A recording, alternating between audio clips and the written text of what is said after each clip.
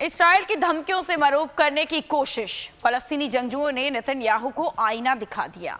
इस्राएली वजीर आजम टीवी पर खिताब में मगरमच्छ के आंसू बहाते रहे। बोले कि जंग हमास ने शुरू की, खत्म हम करेंगे। तर्जुमान अल-कासिम ब्रिगेड अबू उबैदा ने वाजे कर दिया कि इस्राइल को उसी की जुबान में जवाब मिलेगा। हमले बंद ना हुए तो यरगमालियों को मारने पर मजबूर होंगे। नेतन्याहू की गीदड़ भभकियां। फलस्तीनी जंगजुओं ने शट अप कॉल दे दी। इजरायली वजीर आजम टीवी पर आए, सेहूनी कौम के सामने मगरमच्छ के आंसू बहाए। बोले इजराइल के लिए मुश्किल दिन अभी भी आगे हैं। जंग हमास ने शुरू की, खत्म हम करेंगे। हमास ने धमकियों और दबाव को यकसर मुस्तरद कर दिया।